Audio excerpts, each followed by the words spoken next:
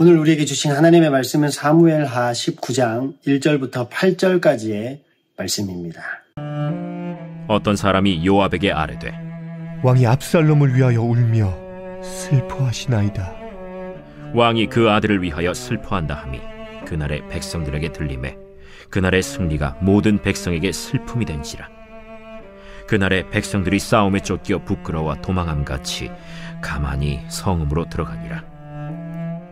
왕이 그의 얼굴을 가리고 큰 소리로 부르되 내 아들 압살롬아, 압살롬아, 내 아들아, 내 아들아.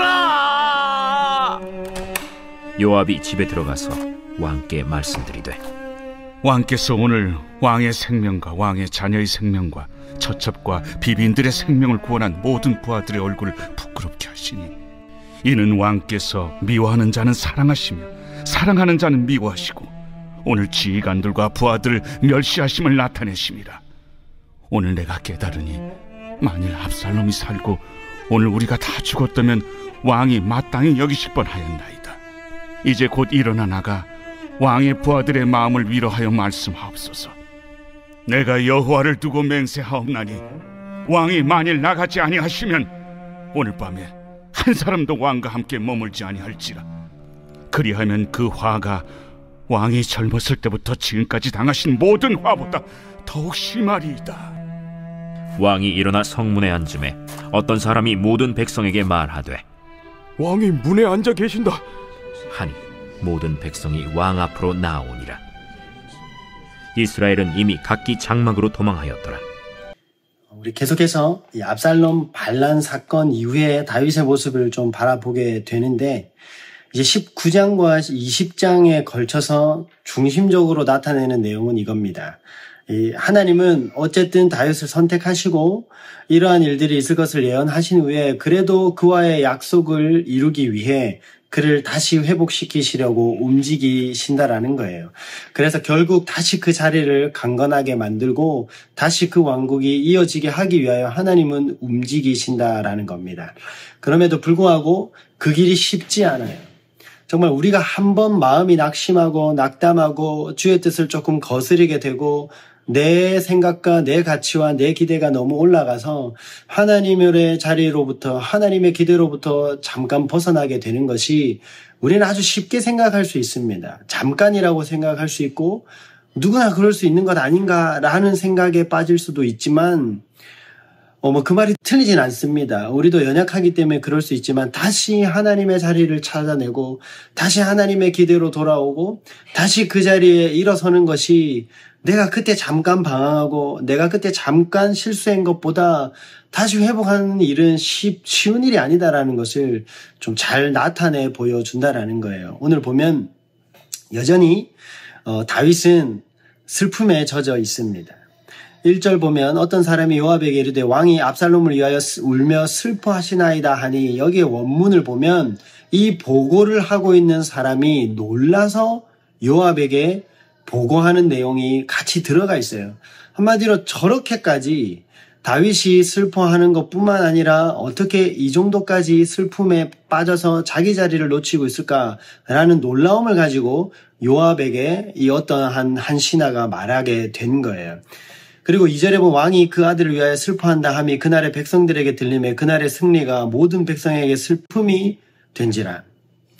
그러니까 이 왕이 슬퍼하는 이 모습 자체가 그야말로 우리 어제 말씀에서처럼 이 하나님의 계획과 하나님의 정의와 공의가 실현되었음, 오히려 그 모든 것들을 지워버리는 슬픔이 나타나게 돼버린 겁니다.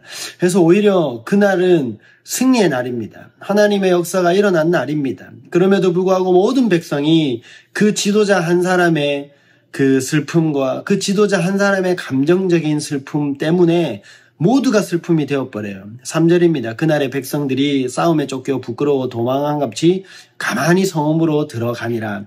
무슨 표현이냐면 수많은 전쟁에 나갔던 백성들이 승리의 개가를 부르며 들어와도 모질할 판에 분위기를 알게 된 거예요. 그러니 그냥 싸움에 쫓겨 부끄러워 도망한값이 조용히 자기 집들로 돌아가게 되는 모습들을 보여주고 있는 거예요. 여러분, 이 모습이 얼마나 비참한 모습이고 얼마나 다윗이 실수하고 있는 모습인지를 잘 보여줍니다. 정말 한 사람이 그 감정에 혹은 여러 가지 자신의 잘못된 기대 혹은 자기의 계획과 자기의 어떤 뜻이 무너졌을 때 그 감정에 빠지게 됐을 때 나타나는 모습, 솔직히 여기에서 가장 크게 나타내 보여주는 것은 이겁니다. 무엇이냐면 그 마음에 빠지게 되자 다윗은 그 자리에 서지 못하게 됐어요. 다른 말로 하면 하나님이 세우신 그 지도자의 자리로, 왕의 자리, 하나님을 대신 보여줘야 되는 그 자리, 거기를 지켜내지 못하는 그 상태까지도 가게 된 것을 보게 된다는 겁니다. 지금 왕은 무슨 일을 하고 어느 자리에 있어야 되냐면 슬픔에 젖어서 절망에 젖어 있는 자리에 엎드려져 있는 게 아니라 백성들을 맞으러 나아갔어야 돼요. 그 이제 승전 보고를 올리고 이 승전의 개가를 울리며 돌아오는 그 백성들을 찾아가 위로하고 그들을 칭송하고 그들 가운데 칭찬하며 격려하는 자리에 있었어야 된다라는 겁니다. 그러나 다윗은 그 자리에 있지 못했다라는 거예요. 여러분, 우리가 때로는 그럴 수 있습니다. 하나님께서 그 자리를 주시고 하나님의 계획 가운데 우리를 세우셨음에도 불구하고 우리가 하나님의 뜻보다 내 기대와 내 감정이 너무 지나치고 내 그것에 휩싸여 버릴 때에 우리는 쉽게 그 자리를 놓치게 돼버려요. 그 자리는 하나님이 선택하시고 하나님이 채워주셨음에도 불구하고 그 자리에 서지 못하는 감정까지도 빠져버리게 될 수도 있다라는 사실입니다. 그때 요압이 나타나게 됩니다. 요압이 와서 완전 직설적으로 직언을 하게 되는 거예요. 요압이 집에 들어가서 왕께 말씀드리되 왕께서 오늘 왕의 생명과 왕의 자녀의 생명과 처첩과 비빈들의 생명을 구원한 모든 부하들의 얼굴을 부끄럽게 했다라는 거예요. 한마디로 오히려 이 전쟁을 통해서 다윗 왕뿐만 아니라 하나님의 나라를 다시 구원하고 돌아왔음에도 불구하고 그 일을 행한 모두를 부끄럽게 하는 행동을 하신 것이다. 6절입니다. 이는 왕께서 미워하는 자는 사랑하시며 사랑하는 자는 미워하시고 오늘 지휘관들과 부하들을 멸시하심을 나타내심이라. 오늘 내가 깨달으니 만일 압살롬이 살고 오늘 우리가 다 죽었더라면 왕이 마땅히 여기실 뻔하였나이다. 이게 얼마나 잘못된 행동입니까? 당신이 서 있어야 되고 당신의 자리가 이 자리가 아닌데 어떻게 이렇게 행동하십니까? 라는 것을 직언하게 된다라는 겁니다. 그러면서 이제 왕은 일어나서 부하들의 마음을 위로하고 말씀을 하셔야 된다라는 거예요. 어떻게 보면 요압은 7절 뒷부분을 보면은 여전히 요압이 하나님의 사람 혹은 뭐 그런 느낌은 들지 않아요. 왜냐하면 만약에 그렇지 않으면은 오늘 밤에 한 사람도 왕 옆에 아무도 머무르지 않을 거다. 오히려 지금까지 아팠던 것 중에 가장 힘든 일이 더할 거다. 이게 약간 좀 상황에 맞지 않고 부하가 할 말은 아닌 것 같음에도 불구하고 얼마나 처절한 상태로 자기 자리를 지키지 못하는 상태에 갔냐면 하나님이 이런 요압을 통해서 그런 직언을 하게 하셨다라는 거예요. 정말 비참한 모습까지 내려가게 된 겁니다. 이 8절에 보면 왕이 일어나 이제 성문에 앉으매라고 말합니다. 여러분, 우리가 이러한 감정과 이러한 슬픔과 이렇게 우리가 인간적인 어떠한 부분에 많은 것들을 빼앗겨서 이렇게 될 수도 있는 존재들입니다. 그러나 그러한 마음 가운데서 어떻게 일어나야 되는지, 어떻게 회복해야 되는지를 하나님이 보여준다면 바로 8절이에요. 왕이 일어나 성문에 앉으매. 다른 말로 하면 그가 앉아야 되는 자리, 그가 있어야 되는 자리, 그가 지켜야 되는 자리, 그가 다시 마음을 잡아야 되는 자리, 그가 다시 하나님을 보여줘야 되는 그 자리, 하나님이 세우신 그 자리에 다시 서게 되는 그 액션으로부터 다시 다윗이 회복할 수 있음을 보여준다라는 겁니다. 특별히 우리가 이러한 마음에 빠지게 되면 더 이러한 마음을 건들게 돼요. 더 우리는 그 자리를 싫어하게 되고 멀리하게 되고 그 자리로부터 더 멀어지고자 하는 마음들을 사탄이 계속해서 줍니다. 그러나 우리는 그때 오늘 이 다윗 누구를 통해서든 하나님의 음성을 들어야 될 줄 믿습니다. 다시 그 자리에 앉는 거예요. 우리의 마음이 아직 여전히 힘들고 어렵지만 여전히 내 마음이 내 상처와 내 아픔 가운데 있을 수는 있지만 다시 그 마음을 던져버리고 하나님이 있으라는 그 자리에 다시 서게 되는 그 액션, 다시 순종함으로 그 자리에 서게 될 때에 다시금 하나님의 회복이 임하게 될 줄로 믿습니다. 그때에 모든 백성이 그것을 보고 왕이 문에 앉아 계신다라는 얘기를 듣고 백성들이 나오게 되는 거예요. 다시 그 자리에 앉는 다윗의 모습을 보고 모여들게 되는 모습을 보여준다라는 겁니다. 물론 이 이후로 더 많은 회복이 필요합니다. 하나하나 해결해야 될 문제는 더 많아요. 그러나 이 하나의 모습을 통해 그 모든 회복은 시작되는 줄 믿습니다.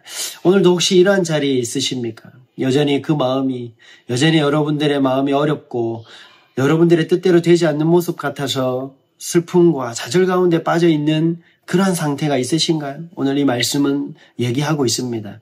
하나님이 허락하시고 하나님이 세우시고 하나님이 거기라고 하는 그 자리, 다시 그 자리를 지켜라. 혹시 그 자리가 여러분들 기도의 자리신가요? 혹시 그 자리가 예배의 자리신가요? 혹시 그 자리가 다시 한번 하나님 앞에 무릎 꿇는 자리이십니까? 그 음성을 듣고 다시 무릎 꿇고 다시 기도하고 다시 하나님께 예배하고 다시 하나님께 엎드려지는 그 순종이 우리로 하여금 다시금 일으키시는 놀라운 회복의 길로 인도하시는 그 하나님의 손길인 줄 믿습니다. 오늘 하루도 그 음성에 귀 기울이고 그 음성에 귀 기울여 그 자리들을 찾아 걸어갈 수 있는 우리 복된 영락교회 성도님들 되시기를 주님의 이름으로 축원드립니다. 기도하시겠습니다. 사랑의 하나님, 은혜를 감사합니다. 오늘도 이 말씀을 바라봅니다. 하나님, 우리의 모습과도 같습니다. 우리 속에도 이러한 모습이 너무나도 많습니다. 그래서 그 자리를 박차고 일어나고 내가 왜 여기 있어야 되고 왜라는 이유로 하나님이 있으라 한 자리를 우리는 지키지 못하는 모습들을 많이 바라봅니다. 그러나 오늘 하나님의 음성을 듣습니다. 다시 그 자리를 찾아내겠습니다. 다시 그 자리에 무릎 꿇겠습니다. 다시 기도하는 자리에 가겠습니다. 다시 예배하는 자리에 가겠습니다. 다시 신뢰하는 자리로 가겠습니다. 그 결단이 오늘도 하나님의 놀라운 회복의 자리로 우리를 이끄는 귀하고 복된 결단 되게 하여 주옵소서. 지금도 우리와 함께 하시고 역사하시는 우리 주 예수 그리스도의 이름으로 기도하옵나이다. 아멘.